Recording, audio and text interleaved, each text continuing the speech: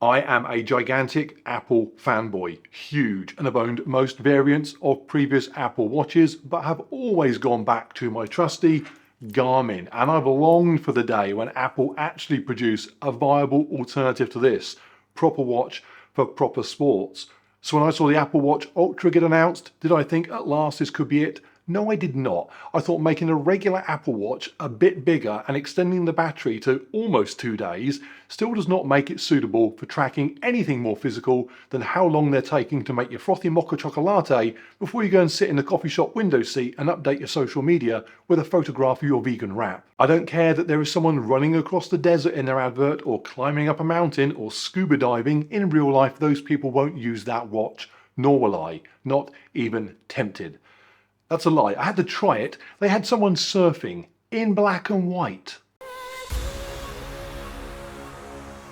Okay, if you're a channel regular, you'll know the score. I am not overly interested within reason in every last technical detail about the watch. There are far better videos out there if you require more specs, less jokes. So don't expect a deep dive into stuff like how many nits the screen brightness has. It's 2000, but I have no idea what a nit is, so it's meaningless. It's like getting a taxi abroad, 4 million chuk-chuks. What is that? Is that a pound? Do I need to remortgage? But what I do care about is will you be happy walking around with this stuck on your wrist? Yes, it needs to do the things you need it to do, but will you feel good wearing it? Because there is something more to a watch than the sum of its features. Whether I'm wearing my Garmin, or one of the Rock's G-Shocks, or Arnold's Seiko, or Stallone's Panerai, I need the watch to feel right. And if you are thinking, it sounds like your biggest problem is that no daft action hero yet wears an Apple Watch, you might be onto something. So let's run through the basics on this thing and what they mean.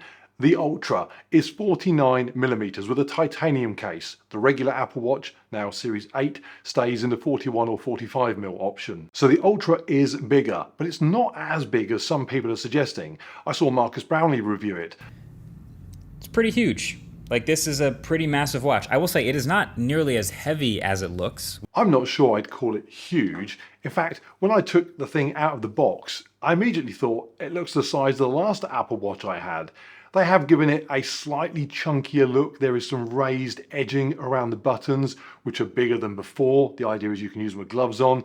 There's a new action button on the other side. So yeah, sat beside even a large 45mm Series 8, it will look a bit bigger. But it is going to depend on what you are used to wearing. Sat next to my Fenix 7X, it is smaller in every possible way. The same against any one of my G-Shocks. Now, I'm 6'6", 220 pounds, so that helps, but I have quite small wrists relative to my size. I just don't think it is what anybody that is used to any sort of sports watch would describe as massive, which is not good or bad, just don't be put off by hearing that it's bigger than before. That said, if you are not used to a bigger sports watch or are just simply smaller than average, you're stuck, because the Ultra only comes in that 49mm size, probably in large part to them just not being able to get the battery into a smaller form factor, which does mean some people might not find it suitable. Women especially might want the Ultra benefits, but want the 45 or the 41mm option that is the regular 8 series. Jenna now has a Series 8, so we can compare that later. Now, the colour of the titanium case is actually pretty cool. In all the imagery that I'd seen beforehand, it looked quite silvery, quite shiny, but in real life, it's actually got a sort of matte, almost a light gunmetal finish to it. Personally, black or dark grey would be my preference, but it's definitely not as bad as I thought. More importantly, the titanium case is part of what makes Apple think they can call this rugged. Now again, this is going to be dictated by what you normally wear, but to me, it doesn't say rugged. My Garmin, which is not my most rugged watch, that would still be one of my G-Shocks, it's still a watch I'm happy to wear on an obstacle course race, in the gym, lifting weights, doing DIY, mountain biking. I never take this off. I'm quite happy hammering this thing because I think A, it can stand up to it, and B, if it does pick up the odd scratch or chip on the case, it doesn't really matter. It just makes it look more rugged. I just don't know about this. If I smack this against something, if I'm out running and fall and bang it against something, am I going to put a mark on it? Am I going to put a chip on it? If I did that on this, I wouldn't even bother checking. But on here, I'd be scouring it for scratches and marks. If I picked one up, I'd be gutted. It's minimalist and clean looking, and a scratch would stand out. However, let's give Apple the benefit of the doubt and say that it is as tough as they are suggesting. you're still left with the fact it just doesn't look rugged. Now that might not be a requirement for you. I like the fact that this looks like it could handle going into battle during the zombie apocalypse, even if I'm just wearing it to the pub. Although I live in Reading, so there's a big overlap with zombie apocalypses there. This doesn't. Apple are trying, but as I'll explain later, they're always going to struggle redefining what people think a rugged watch should look like. Okay, boring stuff. This is on the Dive strap. There's a bunch of straps available and no doubt thousands of aftermarket ones on their way, so nothing about the strap that should influence a purchase there. And the weight is nothing that jumps out as being inconsistent with what you would expect it to weigh. It feels actually about the same as my Fenix 7X. I dropped it, doesn't matter. Okay, it is bigger, it's more rugged, what else? The battery is improved, and for me that is huge. Now, the Garmin I know doesn't do half the smartwatch things the Apple does, so it's a rather unfair comparison, but I've just got very used to picking up my Fenix, irrespective of when I last wore it, stick it on my wrist, not even think about whether it's charged. It just will be. In fact, a couple of weeks ago, I ran a 100k ultra marathon. A few days before, I had a look at this, had about 15 days left on the battery. That was my watch preparation done. And that is something people miss when talking about how great the improved battery is on the Ultra. The headline battery life is 36 hours, but that's normal use, which Apple's described as checking the watch now and then, doing a 1 hour workout a day, listening to a bit of music. It's not running the watch in full-on GPS tracking sports mode. But even if it were, significantly less than 48 hours battery life means keeping it charged is something you need to think about in a way you just never do on a regular sports watch. People saying it lasts for hours. Who runs or races for more than 10, 11, 12 hours? It's not that. Here's an example. In a few weeks, I'm off to Birmingham. I'm going to race in a high rocks event. With the Garmin, I'd go up to Birmingham, stay overnight, get up on race day, slap it on, good to go. That's not how I can use this. Yes, clearly it will last the duration of the event, but I wouldn't be confident charging it up before I left home and just leaving it at that. I'd probably pack the charger cable as well. I don't pack my Garmin cable for a week overseas. As Garmin tweeted the other day, they measure battery life in months, not hours. A deal breaker?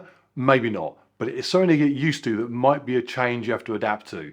On the plus side, had I had this fully charged, it would have got through that 100k Ultra that I did, which is more than can be said for older versions of Apple Watches which have had die on me on much shorter races in the past. 42k and my Apple Watch, piece of junk, has just told me it's got 10% battery left.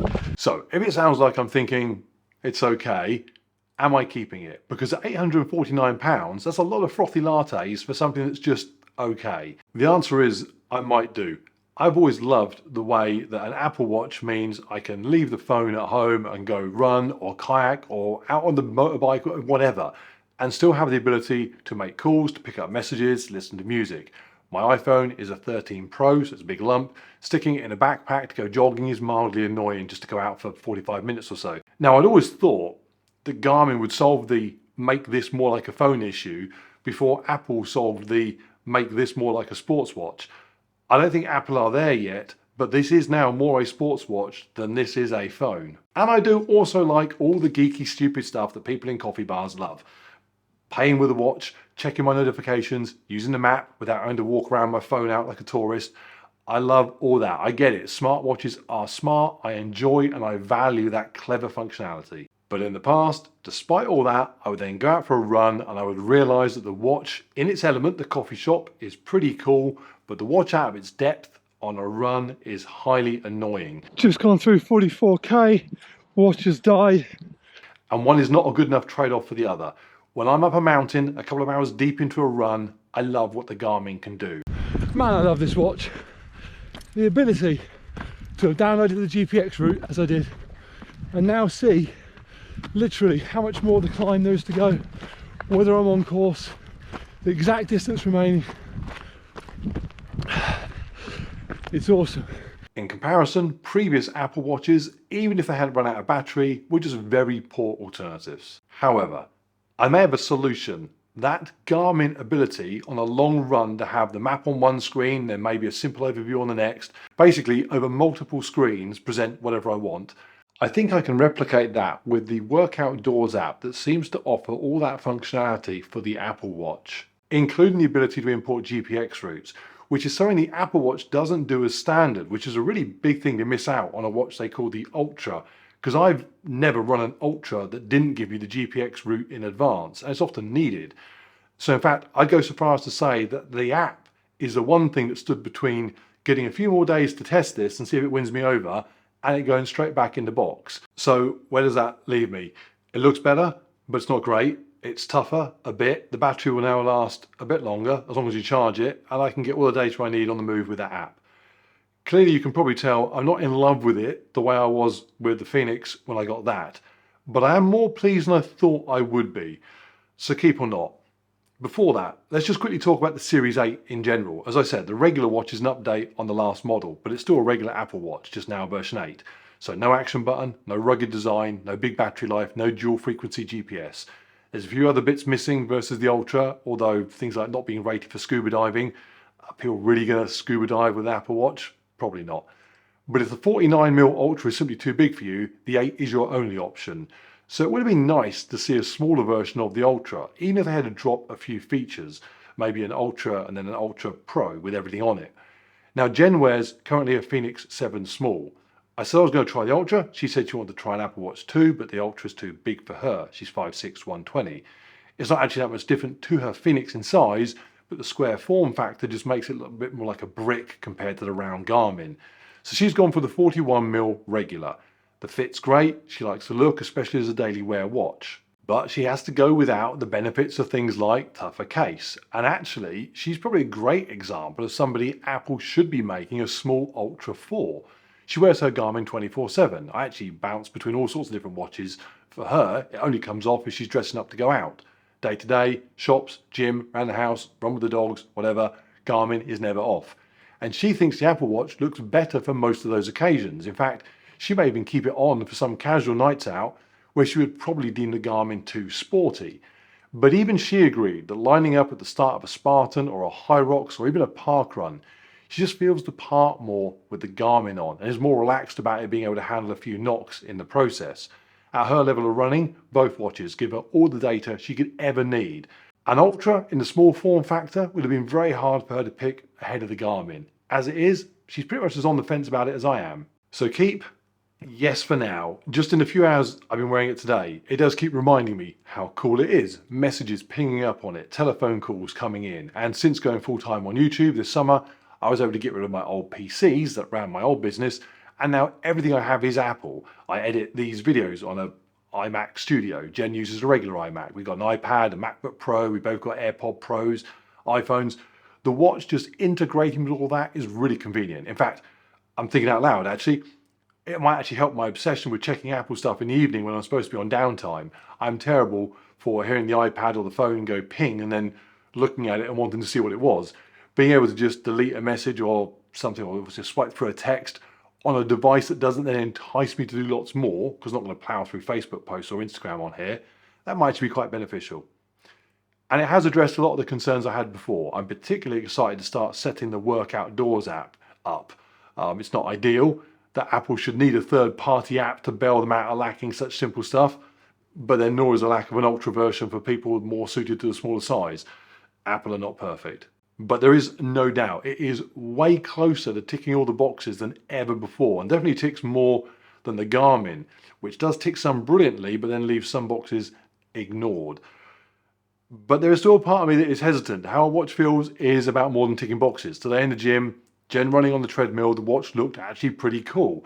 She's right, it doesn't look as sporty and appropriate to the activity as the Garmin does, and that would definitely be the case if she was doing things like OCR racing and stuff.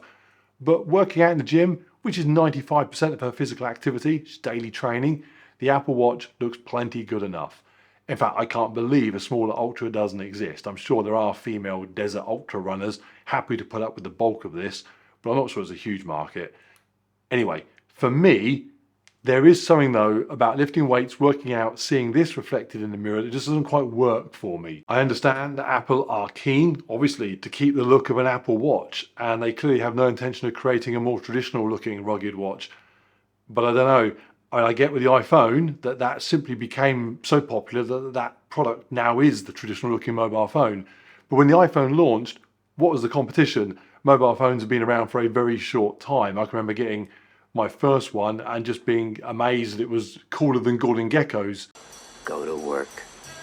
There was cool stuff eventually, some very cool, but nothing that ever really said this is how phones should look. So Apple said they should look like this. But we know what watches should look like, and we know what a cool watch doing cool rugged things should look like. Would Arnold have worn this to fight the Predator? The best way to judge it? Probably not, although it's not a bad way to judge anything. But will I, when I'm in Birmingham on the start line for High Rocks, actually I'm doing mixed doubles with Jen, so when we are both there about to set off, will we feel, as we're poised to start this ticking when the gun goes, as opposed to our Garmin's, will we feel that the watch says we mean business? I just don't know. And if someone makes a vegan wrap joke, I'm almost tempted to have the Garmin on standby just in case. So for now, we are going to be using them both. In fact, I've got a race tomorrow that's multi-sport event, paddleboarding into a run, a sapathlon. By the time you are watching this, it will have already happened. I'll be using the watch in that, and then I'll do a review as to how it performs in that competitive environment. So like and subscribe if you've not already done so, and catch that follow-up review on the watch under stress, as it were. Until then, I don't know. I do know somebody will watch this video, be at that race and make the vegan wrap joke, so I've stitched myself right up there.